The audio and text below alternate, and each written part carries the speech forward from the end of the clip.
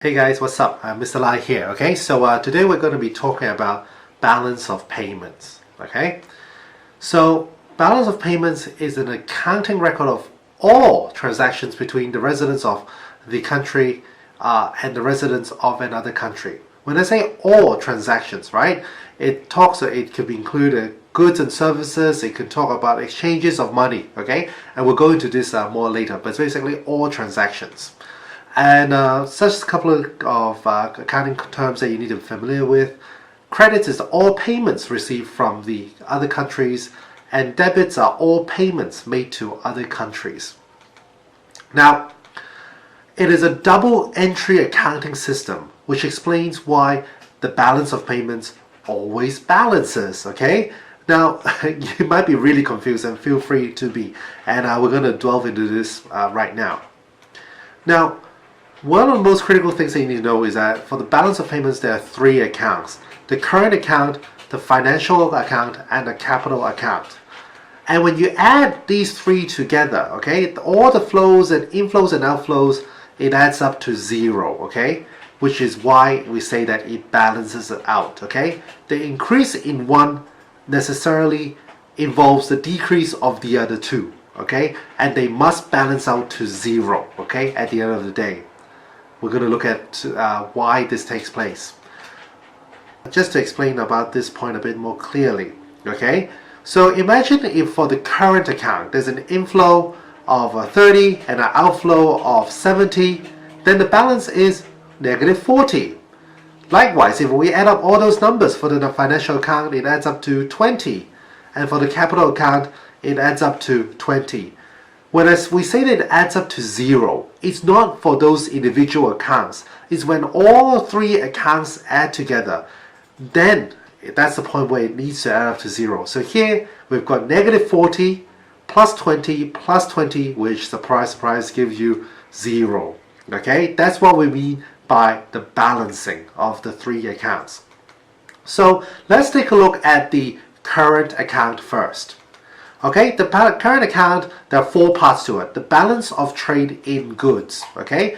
Basically, it's the exports of goods, which is the sale of goods to other countries, and the imports of goods, which is the purchase of goods from other countries. So, export of goods, that's basically an inflow of money because I'm selling stuff out, right? And the imports of goods, I'm paying for stuff. Okay, I want to buy that Japanese CD. I'm paying for it. Okay, money. The CD comes to me.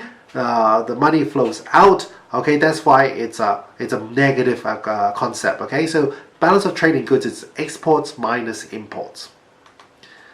So when a man buys a USD $2,000, okay, car from the US, is that import or export? Well, I'm buying that car from the US, right? So therefore I'm importing that car in and I'm paying that US $2,000 out. By the way, don't buy a car that's worth $2,000, okay? So around 16,000 in Hong Kong. It probably looks like this and probably it's not going to last a long time.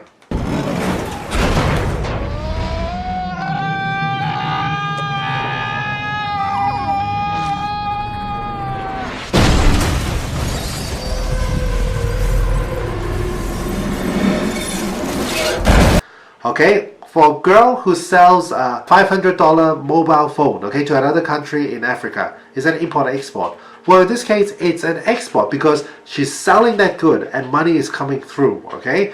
This was a picture of an iPhone 10 many years ago. This was what people speculated it would look like because back in the day when Steve Jobs was still alive, he refused to make the phone bigger. And so when he passed away, and then when they came out with the iPhone 5, it was kind of like one row longer. And people were speculating, well, this is probably what an iPhone 10 looks like.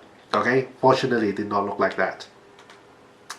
So if we just look at the balance of trade of goods in the US, what will it look like? Well, first you've got a negative 2,000 because the man is paying for that car, okay, from China. Okay, money is going out from China to the US. And the girl from the US sells, okay, a mobile phone to the person in Africa. If this was kind of like a global economy, what would the balance of trade be, okay, in the goods be? Okay, it would be negative 1,500. Okay, I realize this example is not perfect because we're looking at different countries, but you guys get the gist. Okay, Also, so that was the balance of trade in goods. We have the balance of trade in services, okay, which involves insurance, tourism, transportation, and consulting. Many people get confused when we have the tourism industry in any country. So in this case, it's in Hong Kong. It's an export, okay, because foreigners are coming here to spend money. They're buying Hong Kong dollars, okay. So even though physically the tourism has to be in Hong Kong, right? You can't kind of like send it out to another place, right? Okay, not that I know of, right? It happens in Hong Kong. It's still regarded as an export, okay? So that would be regarded as an inflow of money. By the way, I've never seen that boat in Hong Kong, okay? So it just appears in all the postcards, but I've never seen it in Hong Kong itself. The third component is income, okay? This is the inflows of income from abroad, which includes profits, rents, dividend, and interest, okay?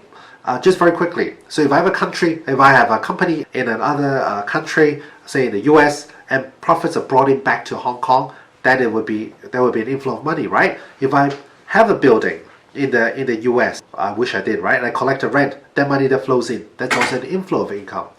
Dividend, okay? If you own shares in a company, okay, you're entitled to dividends. This is kind of like when the company decides to pay you a share of its profits, okay? It's optional. They may or may not choose to do so. This is where you get a dividend. So imagine if I bought Citigroup and then they decided to pay a dividend of the shares that I have, okay? That would be an inflow of income and interest rates, okay? So if I have money in a bank account, okay, in the US and they paid interest on that money, okay, that would be regarded as an inflow of money. Likewise, the outflow of income is the opposite, okay? It's money flowing out of the domestic country with regards to those four or more types of outflows of income. Then we have transfers, okay, which is the fourth concept. Basically, inflows and outflows of gifts, remittances, foreign aid, and a pension, okay? Kind of like the non-produce, it's non-investment like, okay? Basically money that doesn't involve any form of production of goods and services. Okay, so how do we determine whether there's a current account surplus or deficit? Okay, remember we're looking at the current account here. Okay, the balance of trade of goods, okay, whether that's a negative or positive number, plus the balance of trade of services, plus that net income. Net meaning that the inflows minus the outflows, plus the net transfers. If we have a positive number, then we have a current account surplus. And if we have a negative number, there will be a current account deficit. Now, these are the current account balances of selected countries, okay? As you can see here, China is positive, it's got a surplus. Western democracies such as USA, UK, France, okay, especially look at the USA, negative 491 billion in current account deficit, okay? The money that they are that is flowing out, okay, because of through the consumption of goods and services and income and also transfers is significantly higher than the money that's coming into the country, okay? How can this take place? We're going to look at this later on. Okay. The next account that we're going to look at is the financial account. And the financial account involves three parts, okay? Direct investments, portfolio investments, and reserve assets. This is kind of like dealing with the financial flows of the economy, okay? So here, direct investments, basically, as the word suggests, basically it's investments into that specific thing directly. So in this case, it might be physical capital, buildings and factories by multinational companies. Okay, it is also known as foreign direct investments, better known as FDI. Now, this is the Waldorf Hotel, okay, which was bought by a Chinese insurance company. Okay, so this is a luxury hotel in the US. It was bought by a Chinese insurance company called Anbang back in 2012 for $1.96 billion. Okay, so $1.96 billion flowed into the US from China because they bought into this building. And this is just a picture, a diagram showing the FDI for China.